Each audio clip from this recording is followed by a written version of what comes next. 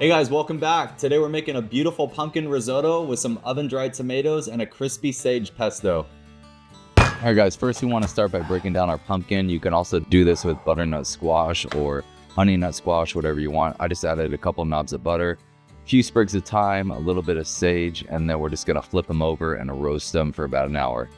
And we'll let these roast at 375 until they're completely cooked through. You can touch the tops of these and you'll feel that they're completely soft.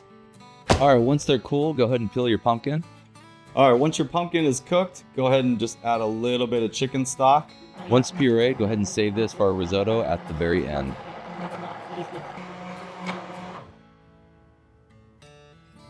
All right, now let's go ahead and make our half-dried tomatoes. You want to just take a couple deli cup lids and slice your tomatoes like you just saw here. What we're gonna do is we're just gonna dry these out slowly in the oven.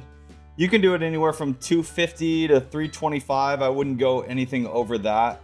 Definitely on regular bake. It's gonna slowly concentrate the sugars, the natural sweetness, and evaporate the water that's in the tomato. So it's gonna really concentrate its acidity and just give you that beautiful tomato flavor. This is gonna be a nice little acidic pop in our risotto because it's gonna be so rich from the pumpkin and the cheese. And then next, we'll just hit it with some olive oil. And then you don't have to get too fussy with this. I just like to rip them right down and just kind of sprinkle them around. And top these with a little bit of sherry vinegar and some fresh thyme and salt and pepper. 325 for probably about an hour, and we'll check them after that. All right, now let's go ahead and make our crispy sage pesto. All right, first let's go ahead and start out by frying 50 grams of sage. Make sure you set some aside for garnish. What's nice is once you fry this in this oil, you got beautiful sage oil that you could use too. Once they're nice and crispy, go ahead and lay out on a paper towel and sprinkle with a little bit of salt. Now real quick, let's go ahead and check our tomatoes.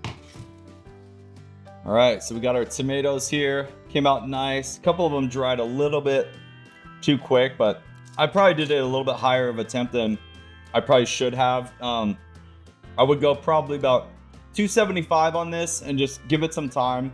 Probably let it go for a couple hours instead of, I was just trying to race this for the video. They might have dried just a little bit too much. So here we have our delicious half-dried tomatoes. Sage pesto, this is very simple, guys. We'll take 30 to 40 grams of fresh parsley, 25 grams of our sage. Make sure that's nice and crispy. You don't want it to be super soft on you. 30 grams of chopped pecans, and then our Parmesan. Pepper. I like to watch the salt on this because the Parmesan is already pretty salty, so just keep that in mind.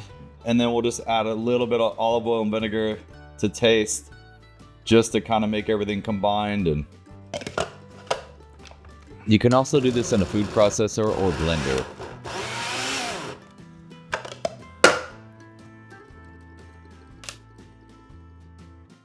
Just like that, nice and green. It's gonna be a little dark, obviously, because of the sage, but that's fine. I love that color. Keep this stored in your fridge for up to 1 week. Now let's start the first process for our Parmesan Air. So I want about 100 grams of Parmesan. Another thing, guys, go ahead and save your rinds. You can actually use these rinds and put them in a nice soup or sauce and just let them cook, and you'll get that beautiful flavor of the Parmesan in with your sauce or whatever you're making. All right, let's go ahead and start out by taking 225 milliliters of whole milk, 25 milliliters of heavy cream. Go ahead and heat this up to 160 degrees Fahrenheit. Add 100 grams of Parmesan cheese and steep for 20 minutes. All right, once we steeped our Parmesan, go ahead and strain it through a fine mesh sieve. Then we'll go ahead and just press everything through. We have our cream and our milk mixture. We heated it up to 180 degrees. We killed the heat. We added our Parmesan, then we cooled it down. Now what we're gonna do is we're gonna bring it back up to 160 degrees. Then we'll add in our xanthan gum and then our soy lecithin with a hand blender. And then that'll be our beautiful foam. So we'll go ahead and start the risotto now, and then I'll finish with this. Risotto! Yay! All right, guys, first thing you want to start out with is a nice knob of butter. You can use as much or as little as you want. we're gonna go ahead and add 2 cloves of garlic and 1 finely chopped shallot or shallot, depending on where you're from. And then now we're just gonna go ahead and sweat these out. I like to, at this point, add a little pinch of salt because this will start to bring out the water of the garlic and the shallots and really just kind of sweat them down. I'm also gonna add 2 bay leaves. That's just gonna kind of perfume throughout the cooking process. We're gonna add in 250 grams of arborio rice and about 2 to 3 grams of dried porcini mushrooms. The rice is really gonna start to absorb all that beautiful butter, olive oil, shallots, garlic. Then next we wanna add 250 milliliters of a good white wine. I'm using Chardonnay for this. Now this is gonna add the acid component to our risotto. This is also a very important step because the rice is really gonna absorb that wine as it cooks down. The wine's gonna concentrate. So we'll reduce this down probably about a half or 2/3, and then we'll start going in with our stock. We're just gonna slowly start adding our chicken stock, vegetable stock, whatever you want. If you want to keep it vegan, just omit the butter and then use vegetable stock, obviously. I just do about 2 ladles at a time. You don't want to add too much at once. You really want the rice to be a sponge and absorb all that beautiful chicken stock. Check out some of my other videos on how to make a homemade chicken stock. At least get some really good high quality organic bone broth. All right, so now is the most important stage of our risotto, but not walking away from this. Just constantly give it a nice stir using a wooden spoon, or at this point I can switch up to a spatula. Spatula is nice because you can get all in the sides and around. And then once you see that the rice is starting to absorb the stock and it's starting to somewhat dry out a little bit, then we can add in a couple more ladles. And then once we get towards probably the 18-20 minute mark, we really want to keep an eye on it, and then we'll add just a little bit of stock at a time. Go ahead and continue to cook your rice, adding a couple ladles of stock at a time until about, I'd say 18 to 20 minutes, and then we'll add our pumpkin puree. Make sure you're continuing to stir as you add your stock and do not walk away.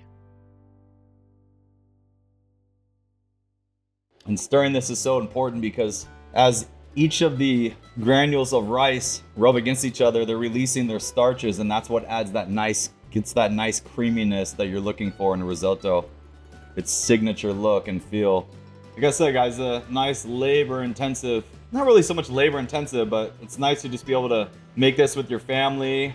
Nice romantic dish. If you want to make it with your spouse, you guys take turns on stirring the risotto. This is how babies are made right here, guys. That's nice and al dente. It's exactly where we want it. We're gonna add in some of our beautiful pumpkin puree and just kind of stir that in. And then we'll let this cook for a few more minutes. Let that rice just do the final absorption of that beautiful pumpkin puree that we made. Hit it with some Parmesan Reggiano. Clearly I like a lot. Fresh cracked pepper. Absolutely crucial. So here we have our beautiful roasted pumpkin porcini risotto. Tell me that doesn't look absolutely delicious.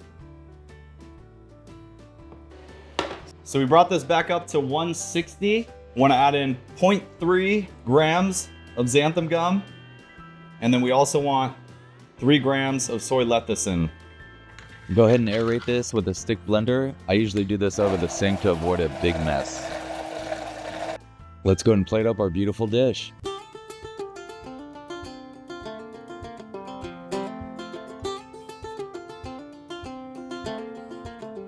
Beautiful sage pesto.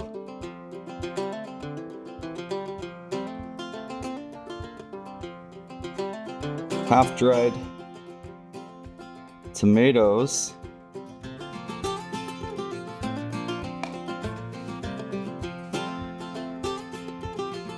I also added some sauteed beach mushrooms to my risotto.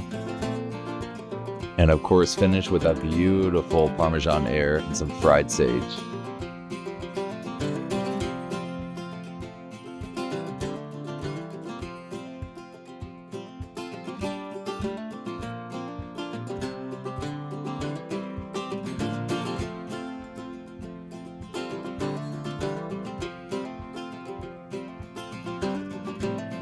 Then if you want to serve it with these beautiful Parmesan twills, like I said, just non-stick pan, put it in there, get it nice and crispy. You could actually serve this to the guest and cover it up, and then they could just crack it right in the risotto, which would be kind of nice. So another little option you can do.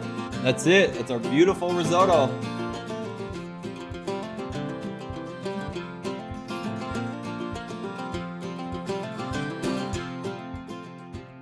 All right, guys, we did it. Super happy with the final result. Those nice oven-dried tomatoes, they're gonna cut through that nice richness. Let's give it a taste. Oh my goodness. Super good, absolutely delicious. I could have gotten a little bit more aeration on the Parmesan foam. Oh, so good. What do you think, babe?